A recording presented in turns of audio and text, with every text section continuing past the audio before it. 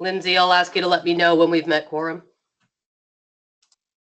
Good morning. Yes, we are still a little ways to go.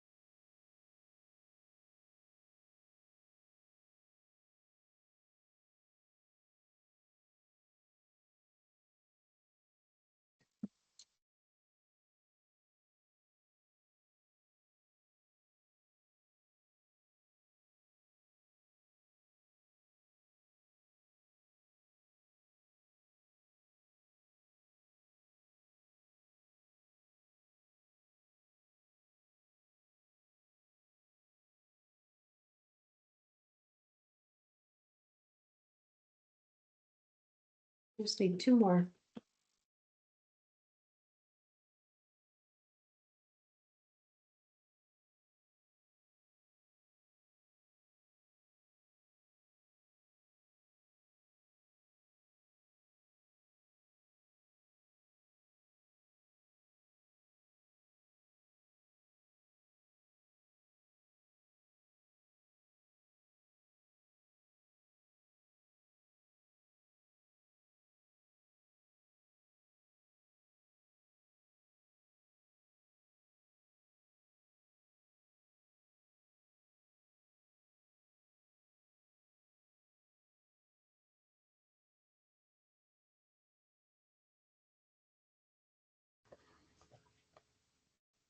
drunk. He could get a pretty good still shot. Did you see this? The still shot of him? It wasn't the same guy.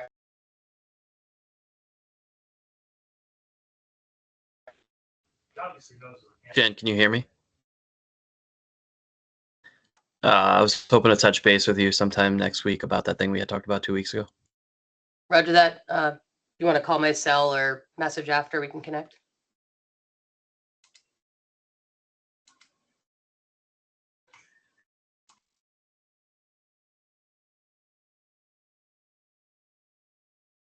Sorry, we're just waiting on one more.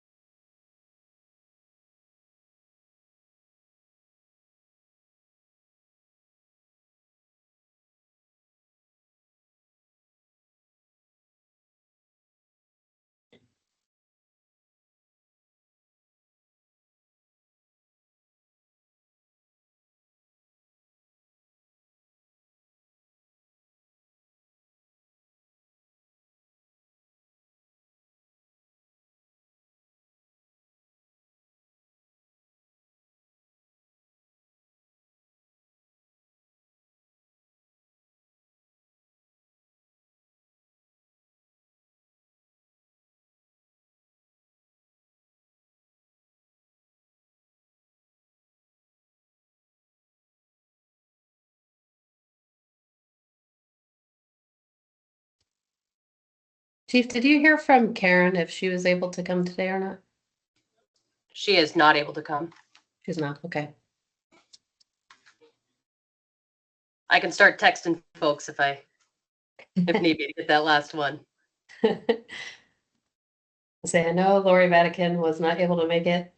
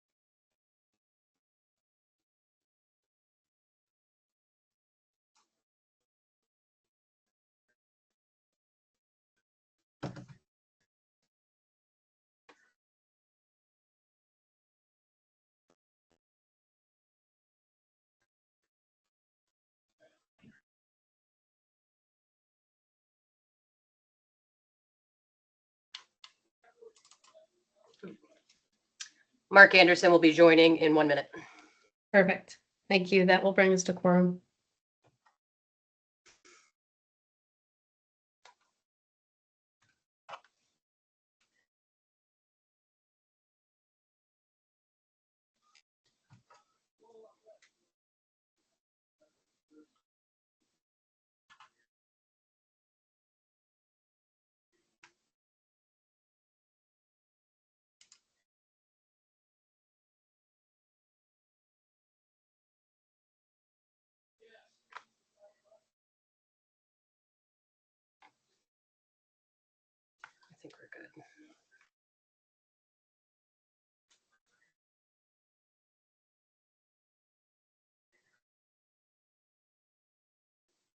think Lindsay's on the phone, but I believe with the addition of Mark, we now meet quorum. All right. Well, I got the official thumbs up, so we're going to go ahead and move forward. So good morning. I am calling to order the November 6, 2024 scheduled meeting of the Vermont Criminal Justice Council, which is meeting virtually via Teams platform with an in-person location at the Police Academy in Pittsburgh. As a reminder, today's meeting is being recorded per 1 VSA 310 through 314, commonly referred to as the open meeting law. Our first order of business is in reference to the agenda, which was previously distributed by Lindsay Taverge. At this time, I'd ask if there are any additions or deletions to the agenda.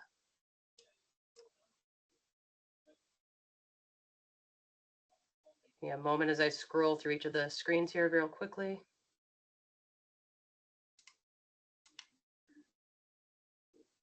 All right, seeing none, we'll move forward to the second agenda item, which is a review of the minutes. This is an action item. I'll assume all have had the opportunity to review the minutes that were sent out prior to this meeting. We'll begin an examination of those minutes with the first one being October 2nd. Are there any additions or deletions to the October 2nd agenda before we call for a motion for approval?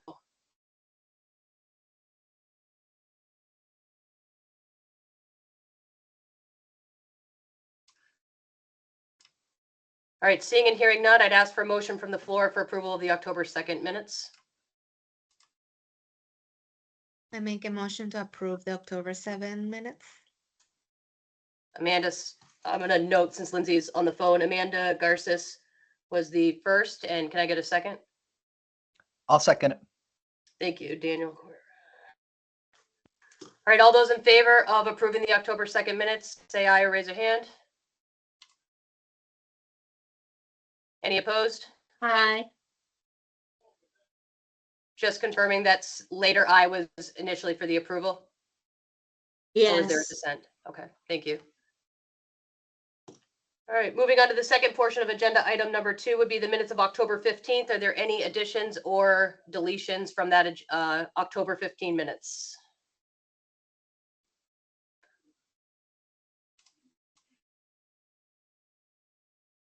All right, hearing and seeing none, I'll ask for a motion from the floor for approval of the October 15, 2024 minutes.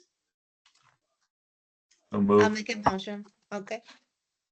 I'll second. Perfect. Trevor and Amanda. All those in favor of approval of the October 15, 2024 minutes, say aye or raise a hand.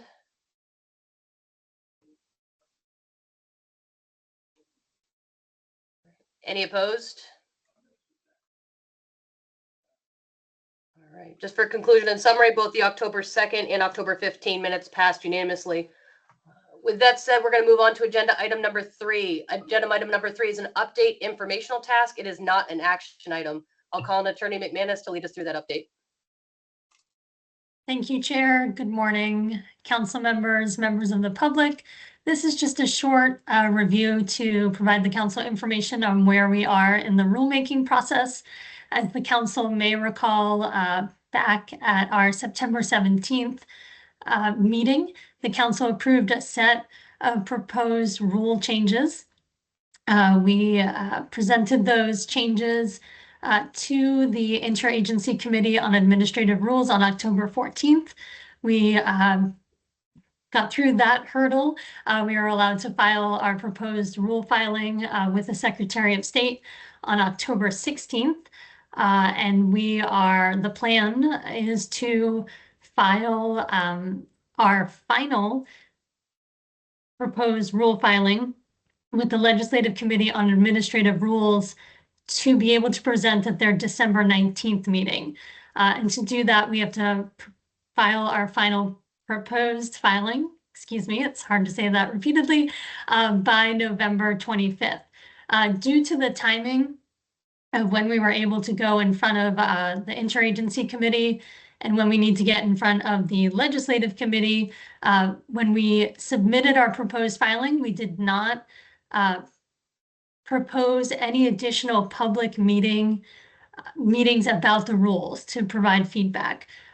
We explained in our filing to the Secretary of State what the process had been to create the rules that the council had approved and how much public input opportunity that there had been, and that we'd also provide an opportunity at today's meeting if anyone wished to provide further feedback or comments on the rules today, which is the next agenda item. The public comment period is open until November 15th. So if anyone does not wish to provide feedback or comments today on the rules, but would like to do so in a non-public format, they can email or call me up until November 15th. After that point, I will finalize the proposed rule filing and will include any comments or feedback about the rules in that filing and get that in again prior to November 25th so that we can appear in front of the Legislative Committee on December 19th. The need to do that, as everyone will remember, is that our Code of Conduct goes into effect January 1st, 2025. So we'd like to have our rules approved and effective as close to that date as possible. And if we appear in front of the Legislative Committee on December 19th, we'll be, within a few days of January 1st, having our rules approved. So again, the really important part here is just to reiterate that there is no separate public meeting. The memo that was sent out to the council, just summarizing where we are in rulemaking, went out to law enforcement agency heads on October 31st to provide them notice that there would be no separate public meetings. And again, asking that if they wanted to provide any feedback on the rules, they could do so today or again offline by November 15th. So that is the summary, Chair. I'm happy to answer any questions about the process, or we could move on to feedback if there is any. Any discussion or questions for Attorney McManus, reference item, agenda item number 3, rulemaking?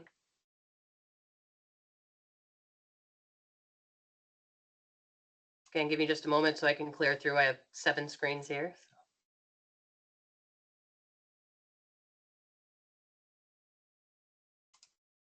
All right, seeing none, we're going to move on to item number 4 on the agenda, which is the opportunity for feedback on Code of Conduct. Again, this is an informational and discussion task only. It is not an action item. I would refer back to Attorney McManus to lead us through that section. Yes, simply put, if anyone has any feedback or comment on any of the rules, it could be the Code of Conduct, it could be the A-RIDE rules. We also had 2 small changes clarifying that we use Robert rules, which has been our practice, but we clarified that in the rules. And there was 1 other small change in the waiver section. The rules have been circulated to the council multiple times before, but this is an opportunity for council members and or members of the public, law enforcement agency heads or others, if they would like to provide any feedback or comments.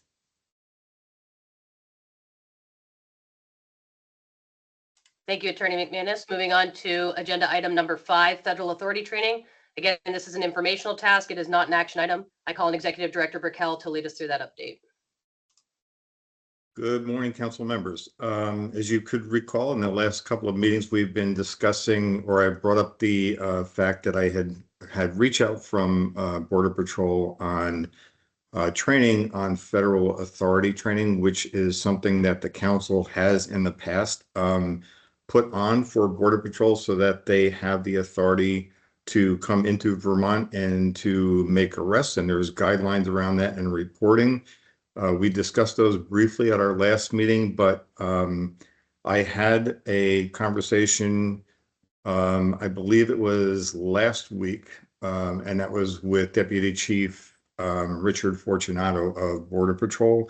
And in discussion with him, it just made sense that we put out an invite to Border Patrol for them to actually come to our meeting and to express their interest in this training and the rationale behind it, so that the information is clear and coming direct from Border Patrol and not being brought through us. And they could also answer any question that council members had as well. So with that in mind, I believe we have potentially, is it Richard Ross on board with us? And if so, I'm going to open the floor to him to speak to Border Patrol's ask and the rationale behind that.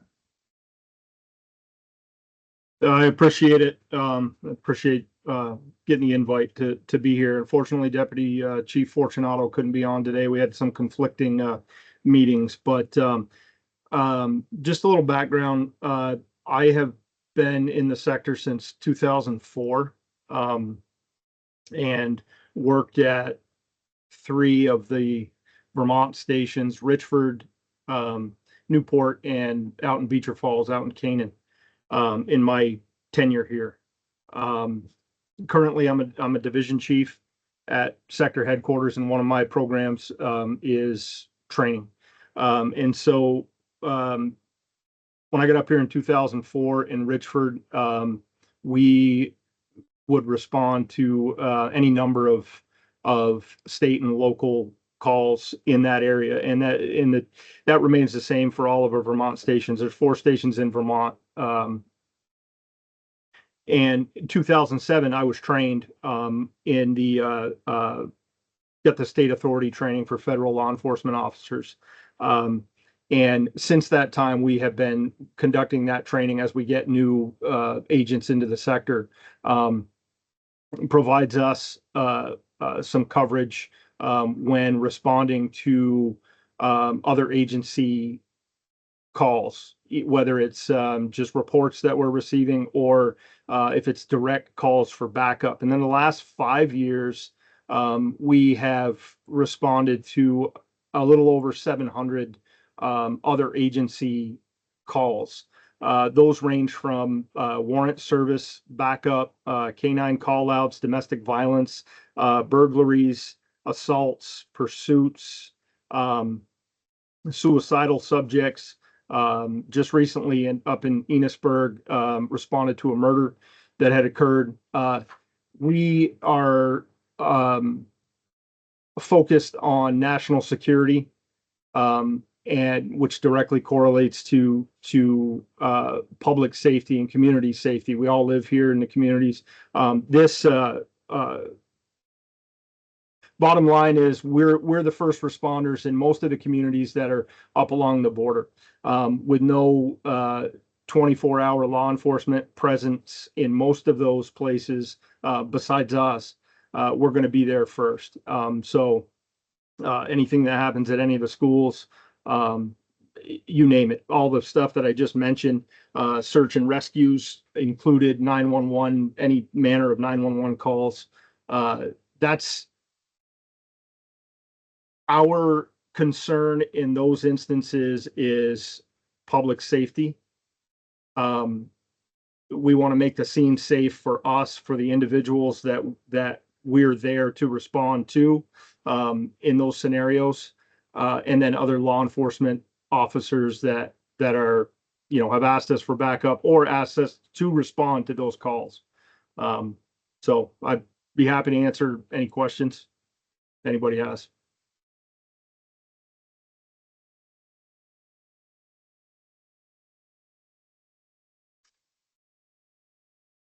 We would just like to get this training back going. I understand there needs to be some updates to it. I took my training in 2007, and a lot's changed in that time.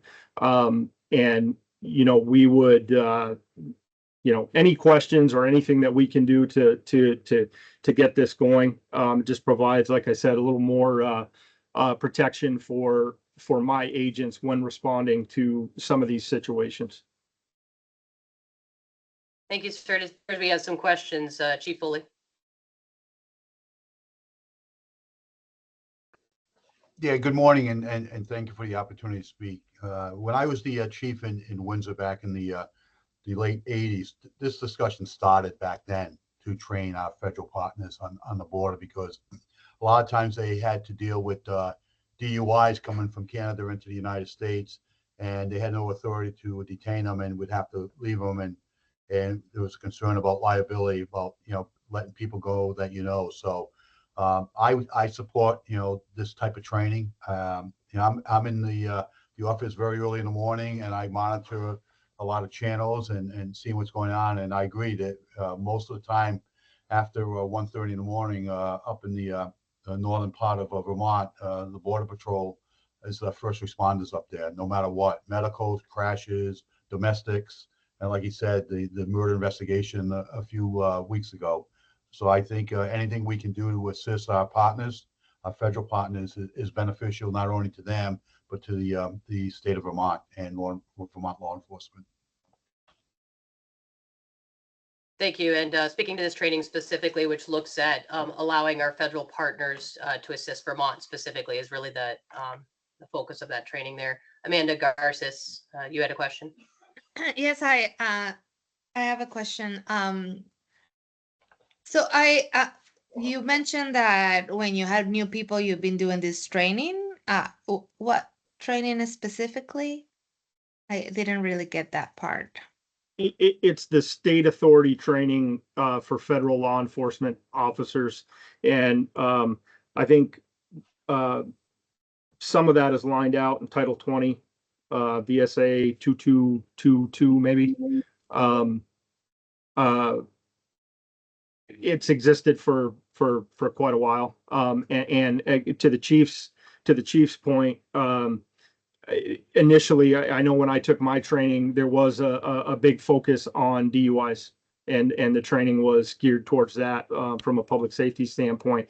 But just over the years, our responses have evolved into any number of things like I just mentioned. And so really the public safety aspect, and then to preserve the sanctity of any investigation that's going on. I mentioned the murder, but we want to make sure that we're covered the best way possible to assist our partners, on the state and local level. Sorry, Jen, Chief Frank, I just have a few more follow-up questions. Thank you for that. And you mentioned so I have like two follow-up questions. One is that you mentioned work in schools, and I'm trying to understand like when you get called to schools. And then two, just like the question around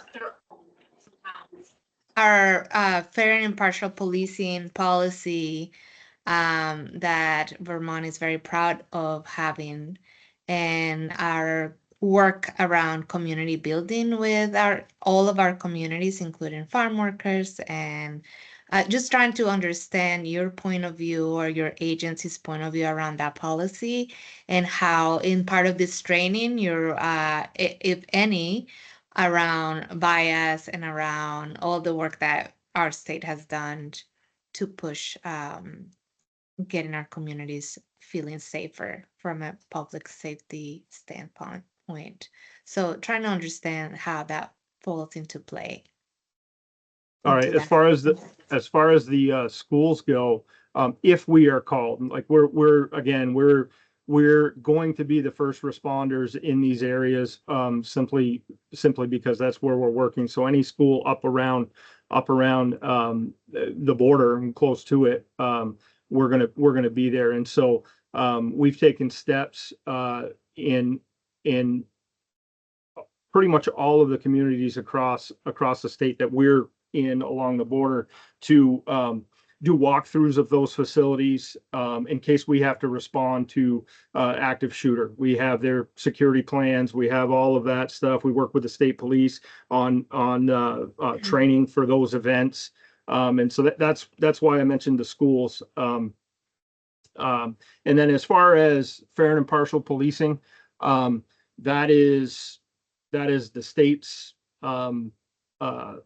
policy, and our partners work within that policy. I really can't speak to that.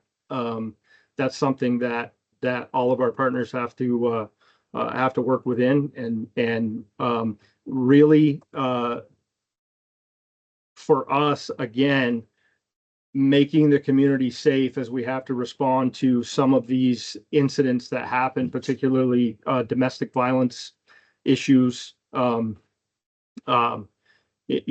number of things that I mentioned. That's the focus, is safety.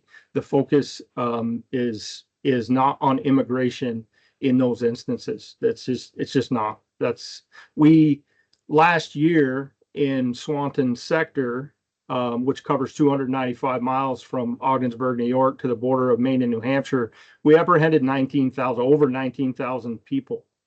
The dynamic has changed here. To put that number in perspective, the busiest year of the entire northern border combined was 1997, and that was 15,000 people.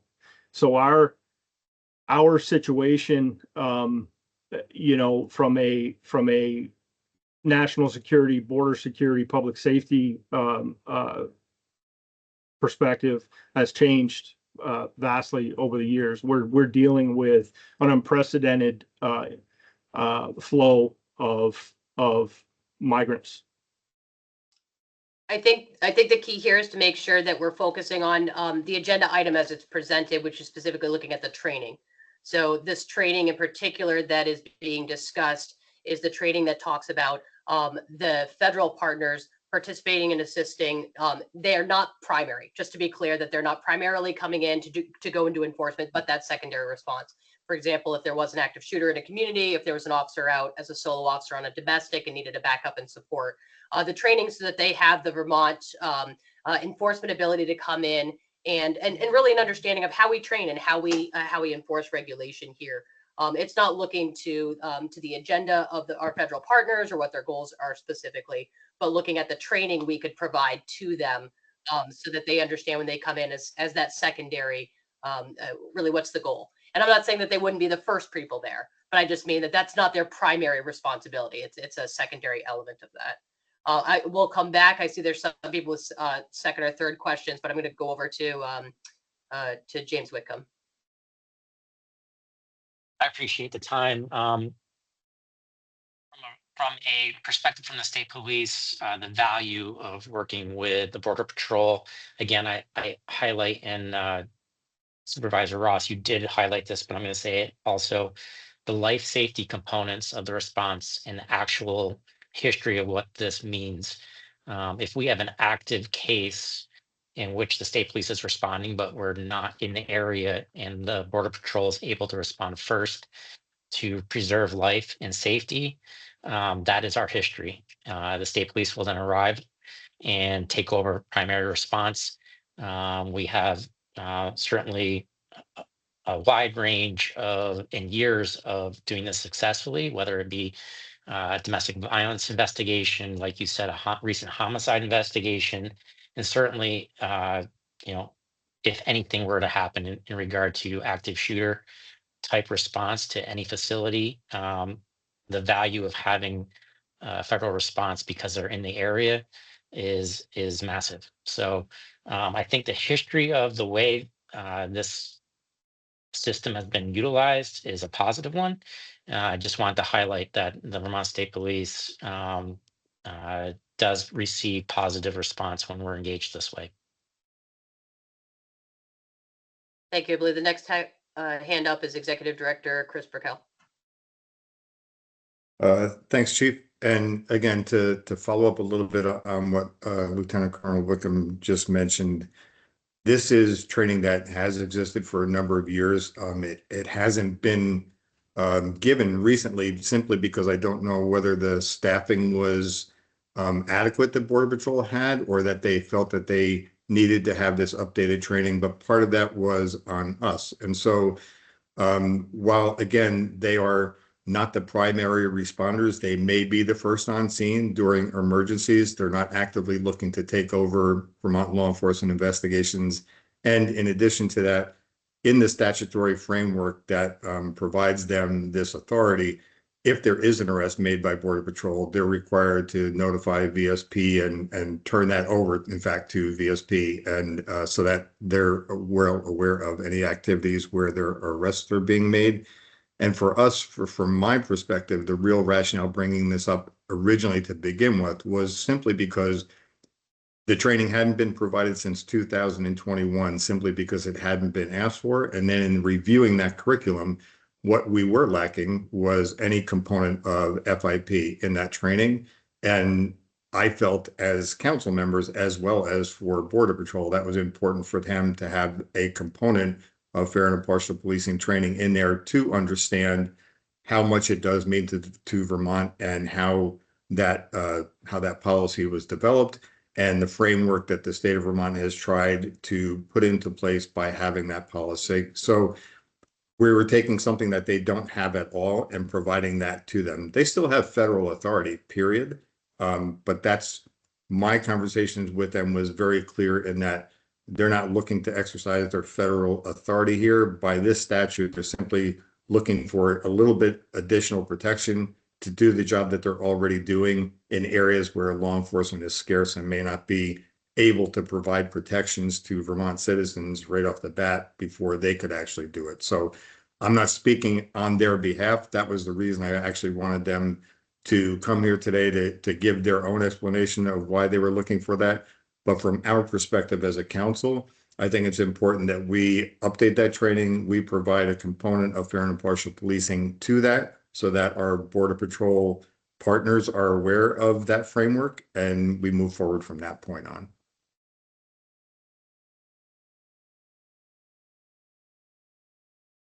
Yeah, we look forward to that for our agents. You know, that's what we want, the most updated training that we can receive in that regard.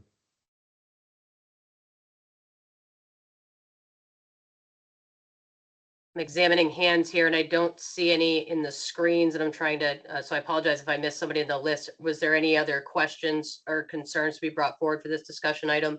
I imagine it's something we'll be reviewing again. Again, it's not an agenda item, that's an action item. It's just something to begin examining that curriculum and discussion and things that should be included. I believe, Amanda, your hand is raised. Sorry, just one last question. How many agents are in that sector who are looking to get the training? I just wondering. I do not have the number of agents that are in need of the training. What I think probably needs to occur is if the curriculum is updated, that we kind of redo this with every agent, because there's a, you know, a big component missing from it. It was already stated, which is FIP, and it's probably going to be a good idea for our entire workforce in Vermont to receive that training. And one last piece to that as well, in my conversations with Deputy Chief Fortunato, we also discussed between us one of the other problems that arises in that the federal officers lose this authority as soon as they're no longer employed with that federal agency, but we don't have any way of knowing that. So we were discussing options of how they could automatically report that to us so that we would know that. So we're already looking at the solutions to some of the things that we see as, I don't want to say problems, but just things that are missing that we could make the training a little bit better.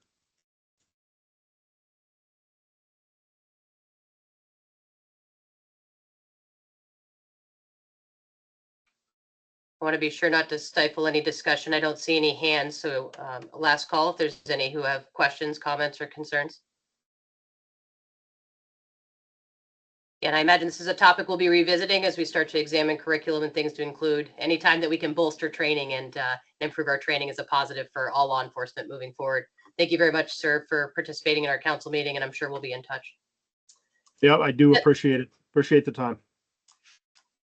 With that said, we're going to move on to item number 6 on the agenda. This is the FIP policy review. Again, this is an informational and discussion task. It is not an action item. Included within the meeting documentation submissions was communication from Sheriff Colby. We'll call on Attorney McManus to begin leading us through the initial review, and then we'll facilitate any discussion forthcoming. Thank you, Chair. Council members, as you might recall, a meeting or two ago, this council staff was reviewing all policies submitted after this council had passed the updated fair and impartial policing policy back in April 23rd, 2024. We and agencies had approximately 6 months to submit their policies and have the council review those policies. We have, as of the other day, completed what was submitted, which was the majority of agencies had sent their policies in. The majority of agencies adopted the model policy. A few agencies adopted all the components of the model policy, but just rearranged it to fit in with how their policies and procedures are outlined for their department. We are missing a handful. I think it was 5 agencies have not submitted a policy. They've been informed that since they have not sent in a policy, that they by default and by statute have adopted and will follow and enforce the model policy. So they'll be held to the model policy. They can, of course, submit a policy at any time for us to review. A few of those departments are in touch with us. Some of them are going through process on their end. But until they submit a policy, they are in effect following the model policy. 2 issues just to raise to the council during the review. And one issue I gave the council a little preview of it. There was a alternative policy that was circulated a few months ago. And when we spoke about it on the council level, no police department had submitted that alternative policy yet. But I had raised that there was a concern that with the alternative policy, there was one change in section 6, subsection D7, that was in direct conflict with federal statute. And my advice as the council's attorney and in consultation with the Attorney General's office, we believe that that one section, it's a parenthetical that ensures that an agency does not blanket its employees with a restriction of communicating about citizenship or immigration status with federal immigration authorities. One agency has submitted a policy for review and removed that section. We've communicated with that police department that we believe that they are non-compliant without that section. And we will continue to work with that department. As I mentioned in my memo, it was a little unclear at the time of writing and still today whether or not the policy has been adopted by the town and being submitted, or whether it was just being sent in to review.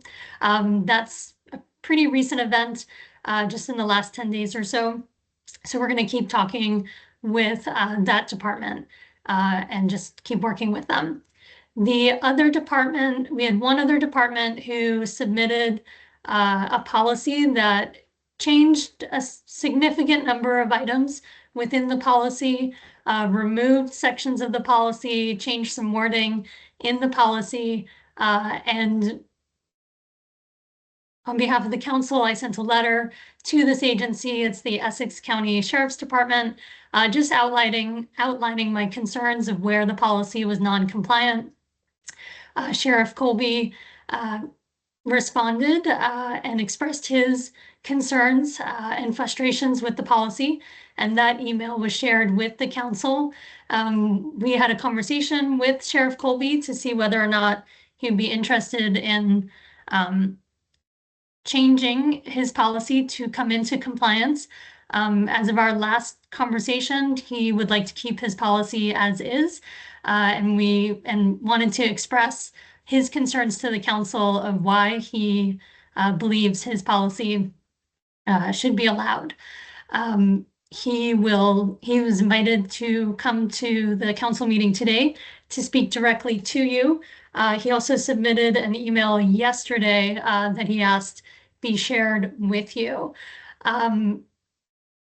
The issue for Sheriff Colby's policy is that, as you may recall, the statute allows agencies to increase restrictions of communication with federal agents, Federal Immigration Authority, excuse me. The statute 20 VSA 2366 does not allow agencies to reduce the restrictions. So our model policy is the baseline. And in my opinion, the changes that Sheriff Colby made to his policy go below that baseline and therefore are non-compliant. For today's purposes, we just primarily wanted to give you a review of the entire policy review and highlight these 2 issues for you. Sheriff Colby I don't know, Chair, if you'd like to have Sheriff Colby speak now or later in general discussion. But what I would say is that if this is an issue that the council would like to speak further on, we would just want to prepare all the documents and have you see everything for the back and forth, just so that you could have more context for it. Thank you, Attorney McManus. As with any agenda item, what we will be doing is opening it up to discussion amongst the council members, those who have questions. As Sheriff Colby was invited to the meeting and would probably like to speak to his concerns directly, I'll offer him the first opportunity, and then we'll follow through with any additional questions that folks have. Sheriff Colby, would you like to speak directly to your concerns?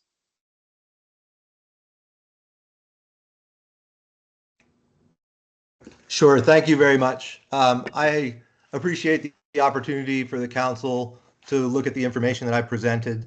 I know that the council has gone through a lot of work to try to create this policy and to put this policy in place. I really don't want to have a lot of discussion. I don't have a lot to present. I've already put it in writing to the council, and I'd appreciate the council to take the time to review the issues I've raised. There are many sections of the policy that I just feel are confusing, unnecessarily confusing for officers, and I've expressed those in the email that I've sent to the council. And I just would appreciate your consideration.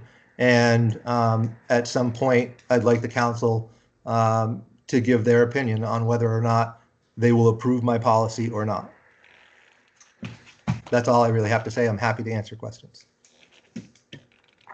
Thank you, Sheriff Colby. And again, just to be clear, because this is not an action item, we will not be approving or disproving a policy at this time. This is an opportunity for folks to bring forward an informational discussion. In the event that isn't something for consideration, it would have to go on a future agenda item because it would have to be properly warned. Are there any others who had questions for Sheriff Colby or for others regarding the policy review, to include Attorney McManus's presentation? Chief Cambridge.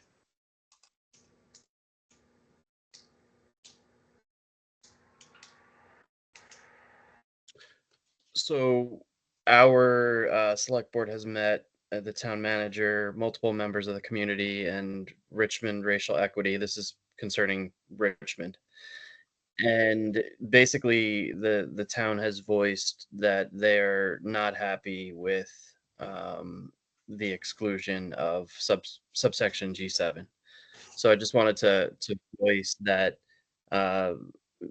myself and basically all of Richmond, including the town manager, who's also on this meeting today, would like it considered to keep that in our policy.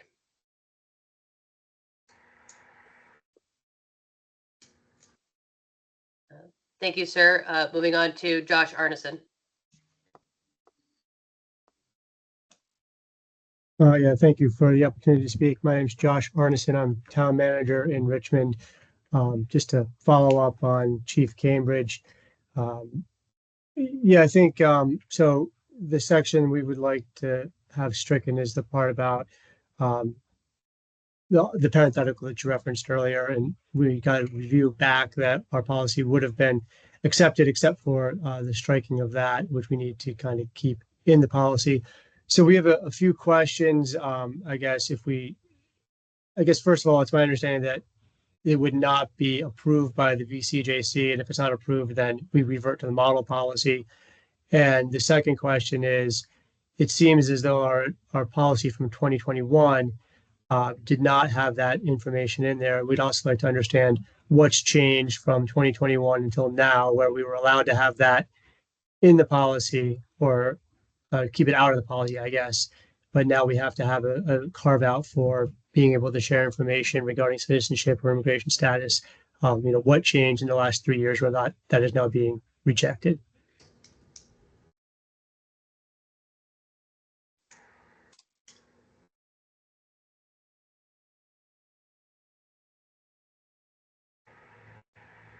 You're on mute, Chief. Thank you very much, sir. I will include in the chat that there is a FIP policy review process. As with any policy, there is a process that people will be able to re-examine. This is specifically looking at the individual policies that were not directly approved, what those questions and concerns are. We'll document it, we'll note it, and we'll work with the FIP policy review committee as well to provide some of those answers, and Attorney McManus can certainly speak to the specific elements as well, not during this discussion, but individually with those towns or communities that have some of those questions. And that can be summarized for an upcoming meeting. I am going to move forward just to the next person on the list. And again, I apologize, trying to work my way through. Patty Burchett.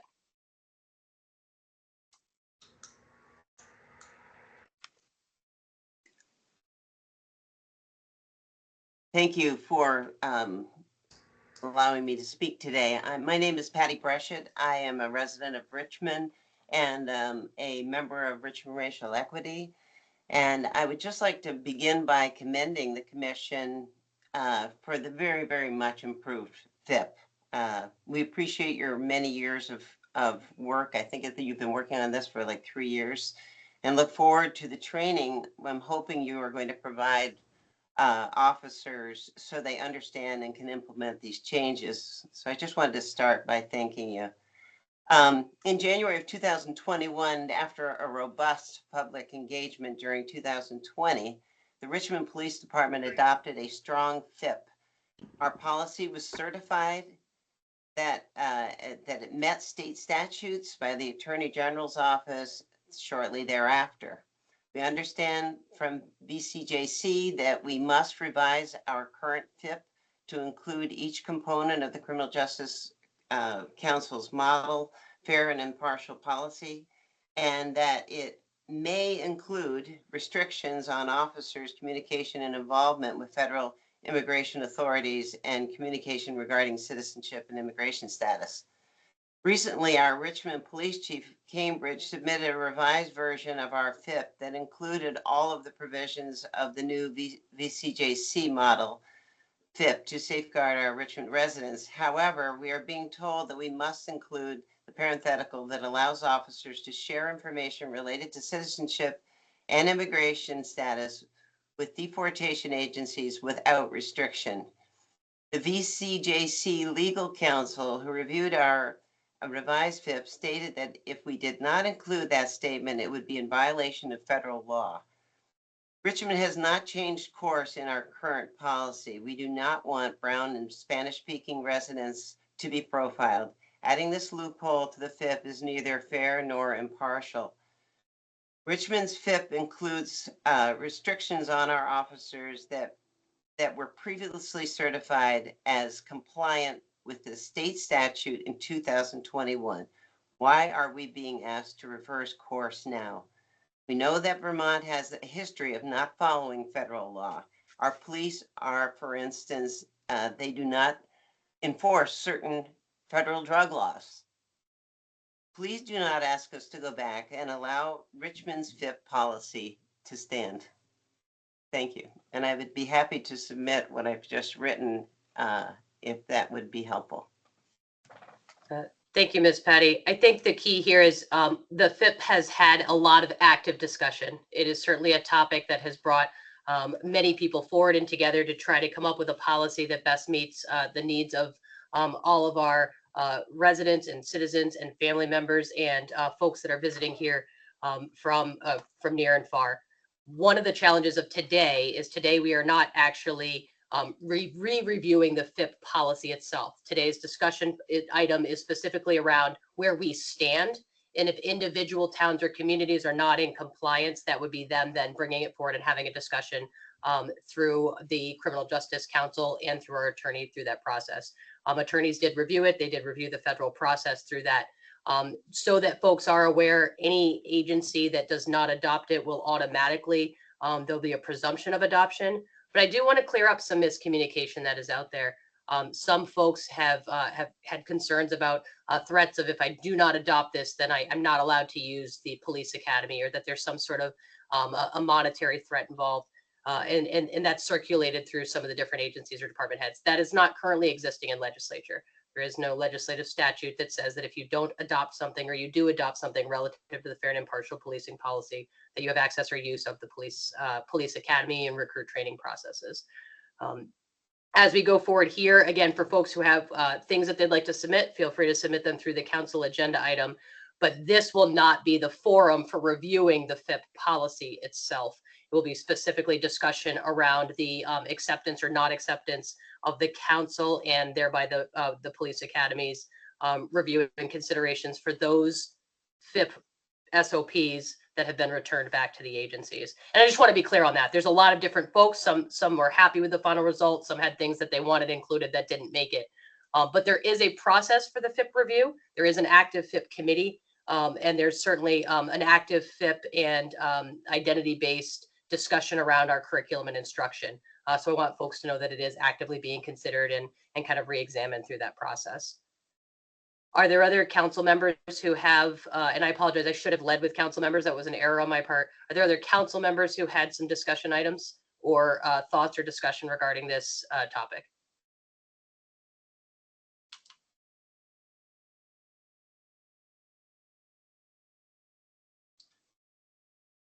All right. Moving forward, we will transition over to the executive director updates. That will be item number 7 on the agenda. Again, this is an informational topic and not an action item. I would call on Executive Director Burkell to lead us through that update. Thank you again, Chief. Excuse me while I flop through screens here just to keep track of where we are. I'll try to keep my updates brief, just give you a broad overview of things that are ongoing here. Yesterday, when I say we, Lindsay and I, had our budget meeting with the administration. As I'm sure most of you in state government know, that the governor's recommended budgets were set at a 3% increase and nothing more, which does not really allow for a lot of work to be done. But having said that, we did align our budget with the recommended processes that were recommended from the governor's office, but we did make some substantial asks in addition to our budget in the way of positions, funding for RFPs, and one-time funding requests. I can just say that overall, I think we had productive discussions. We had some questions of clarity on some of the priorities of our additional asks and what the demand and need was, and where perhaps there could be a reduction in redundant costs. So the discussion was good. Lindsay and I are going to be refining the itemized list of things that we provided in that budget update. And so I will keep you updated as those conversations go on. On to my next, which is an O2X update, which again, I won't, let me preface this by saying O2X has been really a substantial company that has helped us tremendously getting recruits going through and keeping people from getting injured. You've all been provided with an update from the O2X Performance Group, which shows you the update in the 118th, the basic class that's going now, which will point out to you that you can see on the initial PT assessment that we had essentially a quarter of the folks fail, and that in their reassessment that was done on October 21st, everyone has passed that PT assessment. You'll see decreases in some cases of body weight on some of the recruits. In other cases where you're seeing increases, a lot of that is muscle mass. You're seeing the differences between the skeletal muscle mass and body fat in each individual recruit. They are all broken out per recruit so that you can see the measurement of where folks are and how they're becoming more successful moving forward. So we just wanted to provide that written documentation so that you could see for yourself how their impact is working within the recruit class right now. And our contract does extend with them for the next upcoming class. So we'll have them on hand again for the next 119th class. Moving on to staffing, we do have a position for our community inclusion director that will be beginning November 18th.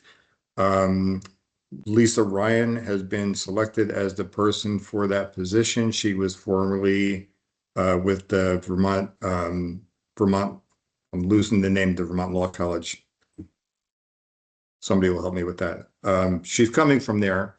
We're excited about the opportunity to have Lisa join us. I think She's going to do great work here, and I think that you'll find that she's a very easy person to chat with. So we'll look forward to introducing her when she starts. And in addition to that position, we just started this week with Vagar Bowe, who comes with us formally from Middlebury PD, who's since just retired. Vagar is filling the position of investigator / compliance. He will be the one responsible for handling Act 56 issues and reports as they come in and navigating those through the professional regulation arena. He'll be happy to speak with folks directly. There will be a transition period for he and I to help acclimate him to what that process has looked like so far. And I also want to point out to agencies that are on this call that one of the responsibilities that we have here at the council is compliance, which there has not been a lot of reach out from us on compliance simply because we didn't have the staffing or the resources to do that. That's going to change moving forward with Vagar on board. And if I can try to frame this up for scenarios that folks might already be used to, for those of you that are running law enforcement agencies, you'll all be familiar with how VCIC does their audit. And basically what we'll be doing is somewhat modeling after that process where you'll get reach out from us about an audit that will be upcoming. You'll be receiving information about what that audit will entail well ahead of time in order for you to get records together. Our ultimate goal is to make sure that the compliance records that we have are mirrored within your agency. And so then when we get audits on our agency here, we have the records to reflect what it is that you're sending to us that you say you're doing within your agency. Some of that on our part's likely going to be a shoring up of how do you track the things that you're doing at your agency. And that's where I want us to have that collaborative relationship. None of this auditing is for the purpose of gotcha, somebody's not doing something. It's for us to assess what records are being kept, making sure that we have those records being sent to us, and where mandatory training and requirements come into place, making sure that we're both on the same page and everybody is following those. So again, I look at this as a positive step forward. This will be a collaborative effort that is between us and the agencies that we'll be doing compliance with. And again, none of it will be a surprise. So if there's any questions about that or concerns that arise, please feel free to reach out either to me or to Vagar. I wouldn't worry about this happening until likely after the first of the year, because we have a lot of transitioning to do with Vagar to get him up to speed on all the responsibilities that he'll have. Moving on to September of next year, we will be hosting the IACP's Women's Leadership Institute. That's going to be a week-long training of women leadership here in the state of Vermont. It's a one-week training designed to help women leaders and developing women leaders within the state. IACP will be reaching out to Vermont leaders in women's positions and especially in executive level positions for them to be a part of a panel discussion within the state here. So I just wanted to make folks aware that if you're hearing anything from IACP, looking forward to September of 2025, that's what that will be about. Moving on to graduation. Graduation is Wednesday, November 27th. Skipping to another screen just to get some quick updates here. We are currently getting close to the end of our program here. We did start out with 52 folks. We're trying to graduate 42. They still have upcoming their final written exam, final scenarios, and DUI training that's upcoming. And we're looking to make up some major block instruction this week. We're still working on some remediation for folks that are having trouble with criminal law and motor vehicle law final exams. And so we're working to make sure that we can try to make everybody as successful as possible moving forward. That's the update with the class. back to my other forms here. Two final things for me to discuss. One is we have a working committee group that is working on level 2 liability. This was a committee that was put together as a result of what the council has seen in the past, reports that have come from the TAC committee that have identified the differences between level 2 and level 3, and the fact that we have a void in level 1 training that does not exist currently. That report from the TAC committee that was received and reviewed by the council identifies some of the weaknesses that we have in level 2 trainings, where the liability lies, and also the feedback from agencies that actually employ level 2 officers on what they're actually using level 2 officers for. So how many are just doing part-time work? How many are working in the courts? How many are actually doing patrol work or investigative work? So that committee was put together to help design looking at our level 2 liability and where we show some concerns and where we seek to try to improve those programs. Nothing earth-shattering coming out of that right now. The reason I bring it up today is because the committee is going to be trying to put together some recommendations for the council to review and to look at. And I want to make sure that agencies are aware that this level 2 committee is a public standing committee. You're welcome to attend any of those meetings. They meet on Mondays at 10 o'clock. Sheriff Anderson is the chair of that committee. Anyone can reach out to him, or if you don't have the ability to do that, you want to reach out to me, I'll make sure that you get the link to attend those meetings. And any of the discussion that's ongoing there, you're more than welcome to participate in. Then to my last item, what I wanted to bring up was a discussion around our TAs that help us here at the Academy and some of the roles that they play. As most of you know, during our full-time basic classes that we have ongoing, we have assistants that help us through that process in the way of TAs or training assistants. And what the training assistants do is they spend a week here at the Academy with us during the week that they're assigned. They're here overnight. They spend time with the recruits. They help facilitate the movement of recruits going through, transporting for appointments, things of that nature. One of the benefits that that comes to us is that really assists us in the movement of the recruits and allowing the training coordinators to do the job that they have, which keeps them actively engaged full time. We are very fortunate in that we have the agencies that we do in the state of Vermont that support us in the realm of not only instructors, but in TAs as well. We recognize how problematic that is for agencies to do when you're short-staffed, and the fact that you're sending us folks when sometimes you're having problems filling your own shifts is not lost on us, and we understand that, and we appreciate the value of having TAs here. Part of the other source that a TA provides to us and the recruits is that typically what happens with TAs is one night a week, there is time for the recruits to speak candidly with TAs just to get an idea of what's it really like out in the real world? What am I going to be going into when I graduate from the Academy? To get that on-the-job experience and real conversation back and forth about they're getting in the training environment, but how do these things actually play out in real life? And as a result of that, that's all well and good as long as those conversations are productive and they're helpful to recruits.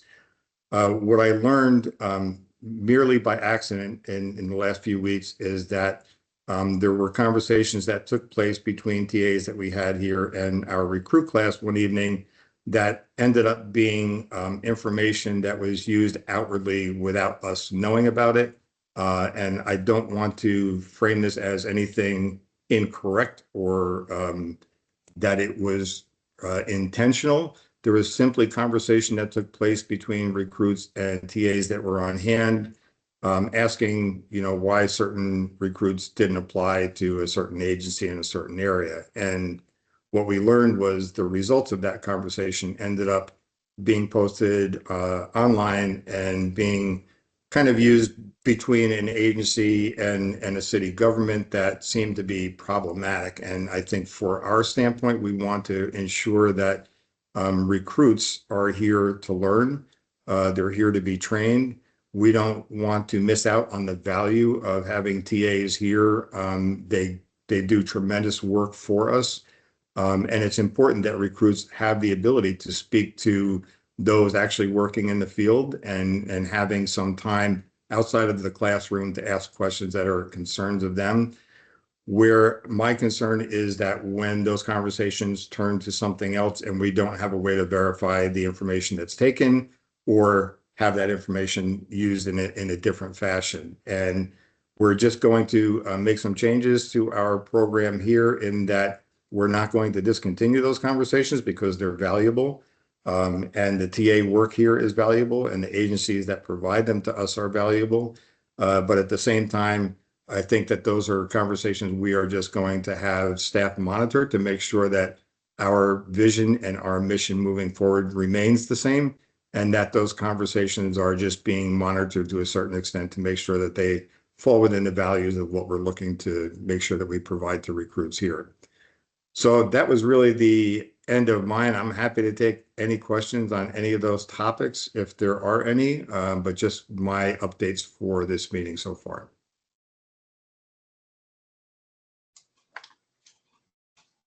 Any questions for Executive Director Burkell?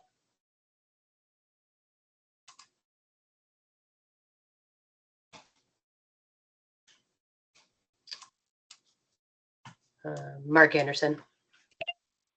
Not a question, just a comment. Speaking with a now former recruit who left due to an injury, but was asking them yesterday when I ran into him at the poll about the O2X platform.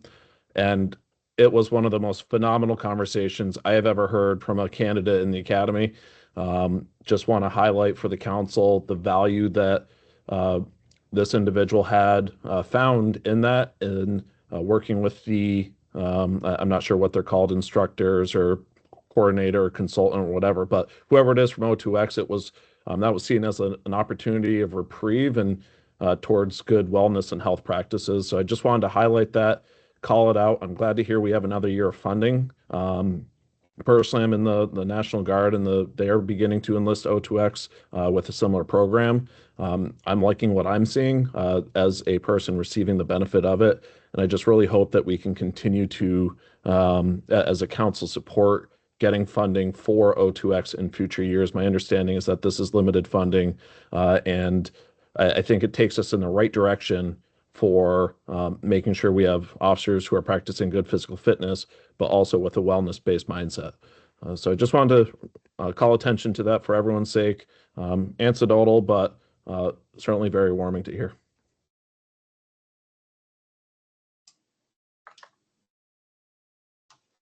Thank you, Sheriff. Any other questions for the director or reference the information provided?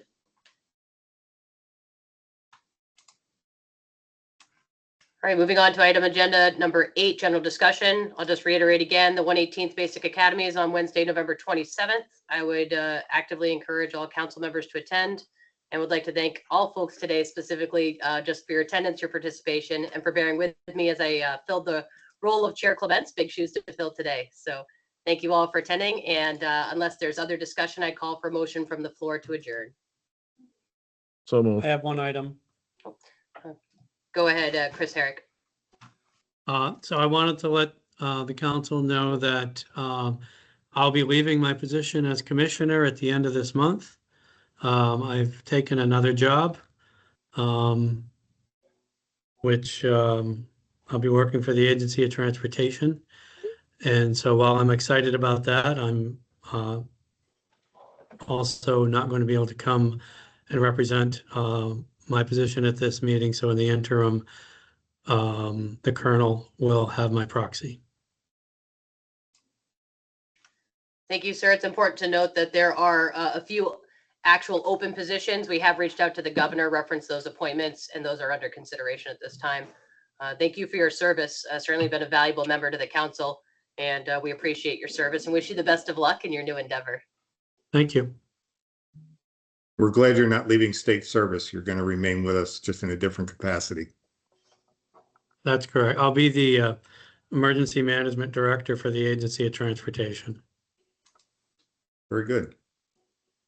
Congrats. Thanks. I will recall my motion, my request for motion from the floor to adjourn. So moved. I'll make that motion. All right, we will take Chris Herrick and Mark Anderson. I believe that's a second. All those in favor? Aye. Aye. Any opposed? Motion carries unanimously. Thank you, folks. Have a wonderful day and stay safe.